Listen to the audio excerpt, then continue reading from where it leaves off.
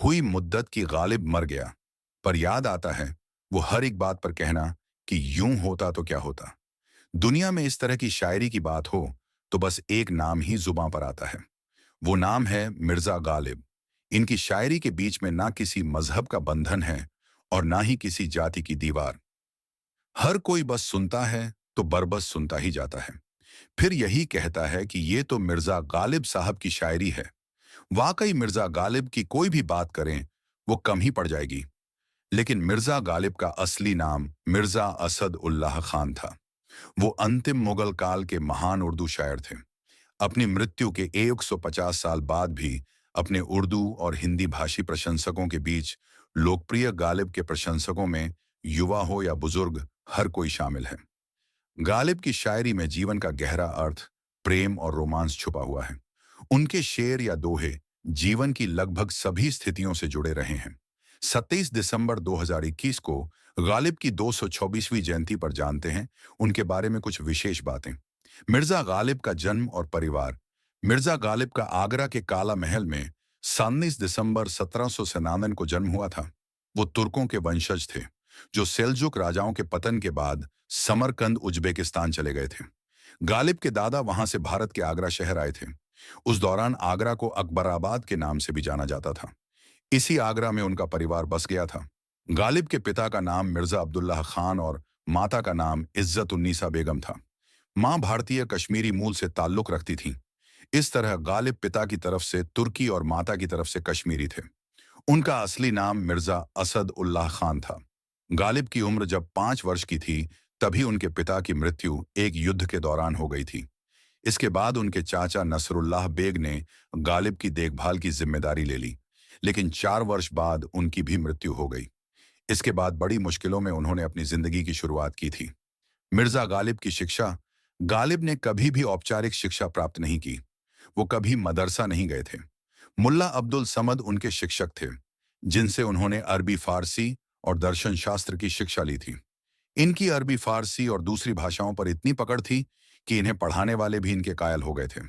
इन्होंने 11 साल की उम्र से शायरी लिखनी शुरू कर दी थी। शादी और परिवार। गालिब की शादी 13 साल की उम्र में लोहारू और झिड़का के पहले नवाब की भतीजी उमराव बेगम से हुई थी। उमराव बेगम धार्मिक महिला थी। 13 वर्ष की उम्र में शादी के बाद में दिल्ली आ गए थे। दिल्ली में उनका घर पुरानी दिल्ली के गालिब की हवेली में रहता रहा। इसे लोहारू के नवाब की बहन ने दिया था। गालिब के 7 बच्चे हुए थे, लेकिन उनका दुर्भाग्य था कि सभी 7 बच्चों में से कोई भी जीवित नहीं रहा। बाद में गालिब ने अपनी पत्नी के भतीजे आरिफ को गोद लिया, जिनकी मृत्यु भी जल्द ही लगभग 36 वर्ष की आयु में हो गई थी। गालिब की गिनती शहर के अमीर लोगों में होने लगी थी। गालिब की कोई निश्चित नौकरी या व्यवसाय नहीं था, लेकिन उनका जीवन अनुदान, चाचा की पेंशन और अपने ससुराल वालों की आर्थिक सहायता पर चलता था। उनके ससुराल वाले बहुत अमीर थे। नियमित आय न होने के बावजूद उन्हें विलासितापूर्ण जीवन जीने का शौक था। उन्हें महंगी शराब पीने का शौक था। इसके लिए उनके घर में कल्लू नामक नौकर था, जो शराब और गुलाब जल का उचित मिश्रण बनाकर पीने के कई घंटे पहले उसे मिट्टी में गाड़ देता था। इसके साथ ही साथ उन्हें अच्छे खाने और महंगी चीजों का भी शौक था। कहा जाता है कि मौत से गालिब को डर नहीं लगता था, बल्कि इस बात से डरते थे कि कहीं इन विलासिता वाली चीजों की कमी ना पड़ जाए। वे दिल्ली में जब थे तब उस दौरान अकबर शाह द्वितीय 1806 से 1857 का शासन था। उसी दौरान 19 साल की उम्र में गालिब की कविताएं शहर में बहुत लोकप्रिय हो चुकी थीं। इसके बाद में उन्होंने बहादुर शाह जफर द्वितीय के दरबार में महत्वपूर्ण दरबारी का स्थान हासिल किया। 1850 में बहादुर शाह जफर ने उन्हें दबीर उल मुल्क, नज्म उद दौला और मिर्जा निशा की उपाधि प्रदान की थी। उन्हें बहादुर शाह जफर के बेटे फखरुद्दीन मिर्जा के कवि शिक्षक के रूप में नियुक्त किया गया। वह लगभग 50 वर्षों तक दिल्ली में रहे। उन्होंने कभी खुद का घर नहीं बनाया। वह रिश्तेदारों द्वारा दिए गए घरों में रहते थे। मैं आधा मुसलमान हूं क्योंकि शराब पीता हूं। गालिब को पहली बार 1857 के विद्रोह के बाद गिरफ्तार किया गया था। उस समय कई मुसलमानों को गिरफ्तार किया गया था। उन्हें जब कर्नल ब्रून के सामने पेश किया गया तो उनसे पूछा गया कि क्या आप मुसलमान हैं, तो उनका जवाब था कि मैं आधा मुसलमान हूं क्योंकि मैं शराब पीता हूं, लेकिन सूअर का मांस नहीं खाता।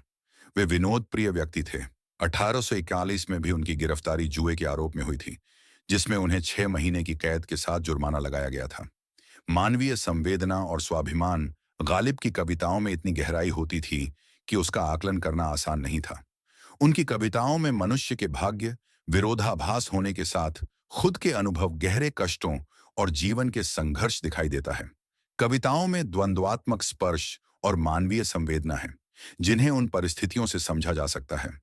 बस की दुश्मन है हर काम का आसान होना, आदमी को भी मैयसर नहीं इंसान होना।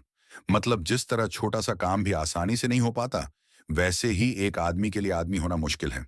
मिर्जा गालिब के स्वाभिमान को समझना है तो इस बात से बेहतर समझा जा सकता है। दरअसल एक बार दिल्ली कॉलेज को फारसी प्रोफेसर की जरूरत थी। ब्रिटिश सचिव थॉमसन ने मोमिन को नौकरी की पेशकश की थी, लेकिन उन्होंने गालिब का नाम सुझाया।